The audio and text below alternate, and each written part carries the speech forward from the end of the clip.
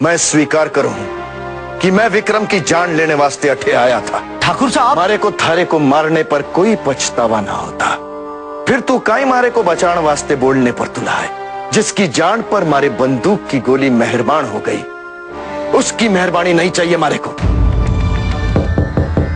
भज गोविंदम, इतनी रात गए कौन आया है?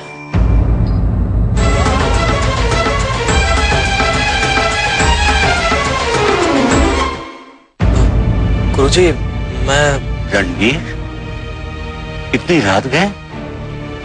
गुरुजी, बड़ी मुश्किल से आपका पता ढूंढ ढूंढ कर यहाँ आया हूँ। मुझे आपसे कुछ बात करनी है। आओ, कुर्सी लो। जी, यहाँ बैठ।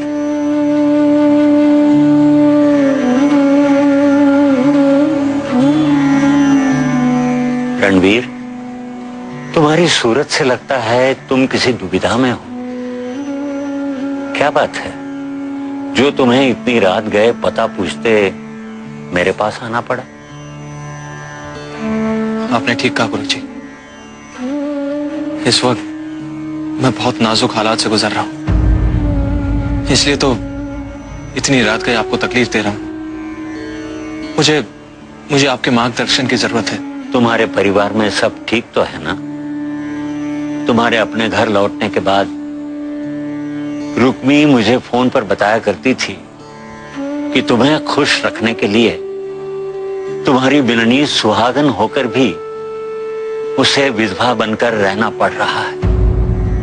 तुम्हारे परिवार को तुम्हारी बहुत फिक्र है। रुक्मी अपनी बहन रसाल को सारी खुशियां लौटाकर अपना सारा जीवन हमेशा के लिए मठ की सेवा में बिताने वाली थी, मगर कई दिन हो गए रुक्मी का कोई फोन नहीं आया। रुक्मी ठीक तो है ना रणवीर? गुरुजी, रुक्मी को ठीक रखने की फिक्र ही तो मुझे आपके पास लेकर आई है। दरअसल यहां से जाने के बाद हवेली में मेरी जिंदगी में बहुत उतार चढ़ाव है। मुझे इस बात का पता चला कि किस तरह मैंने रुक्मी के साथ नाइंसाफी की थी और उसी की छोटी बहन रसाल से शादी करके रसाल की जिंदगी भी तबाह कर दी। लेकिन गुरुजी, आज मैं सिर्फ रुक्मी से प्यार करता हूं, रसाल से नहीं। और मैं दिल से सिर्फ रुक्मी को अपनी बेंदनी मानता हूं। भज गोविंद, मुझे विश्वास था कि ऐसा ही होगा। गुरुजी, रुक्मी मेरा पहला प्यार है,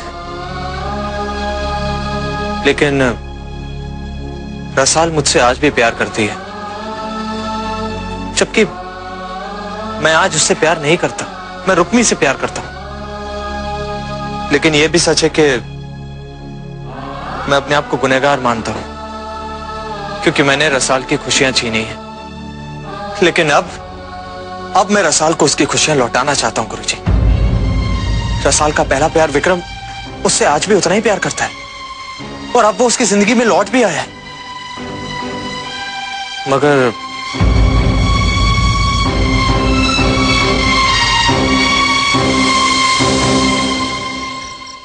मेरे परिवार के लोग परंपरा खानदान की मर्यादा का हवाला तो दे सकते हैं, मगर आपको भाई साहब का प्यार नहीं दिला सकते। आप ही बताइए भाभी साहब, क्या मेरे परिवार के एक भी सदस्य ने आपको इस बात का भरोसा दिलाया कि वो अपने घर के बेटे पर जोर डालेंगे और आपके पास लाएंगे? नहीं ना, किसी ने भी आपको इस बात का भरोसा नहीं दिलाया। याद कीजिए भाभी साहब, मठ से लौटने के बाद भाई साहब के खातिर उनके सामने आपको विधवा कहने के लिए भी राजी हो गए थे। वो मान सम्मान के नाम पर दोधारी सोच रखने वाले मेरे परिवार के खिलाफ अगर मैं कुछ बोल रही हूँ तो ये मेरा आपके लिए कंसर्न है, प्यार है। अगर मेरा बेहिचक होके बोलना आपको बुरा लग रहा है तो मैं आपसे माफी मांगती हूँ। पर मैं भी क्या करूं जिससे अपने हिस्से को प्रेम और हक छेड़ तो दिखाई देवे, उसे तो सारी दुनिया ही गलत लागे।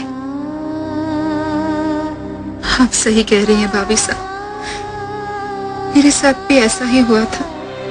जब मोहित के साथ शादी करने पर घर वालों ने रोक लगा दी थी, मगर उस समय घर वालों की मान और मर्यादा के सामने आपने मेरी खुशी चुनी थी और आप भाई साहब से लड़ी भी थी। और नतीजा देखिए भाभी साहब, आज मैं और मोहित एक दूसरे के साथ कितने खुश हैं। क्योंकि इंसान तभी खुश होता है जब उसे प्यार करने वाला उसका जीवन साथी होता है। आप भले ही कह रही हैं कि आप विक्रम को भुला चुकी हैं, मगर विक्रम आपको नहीं भुला पाया है।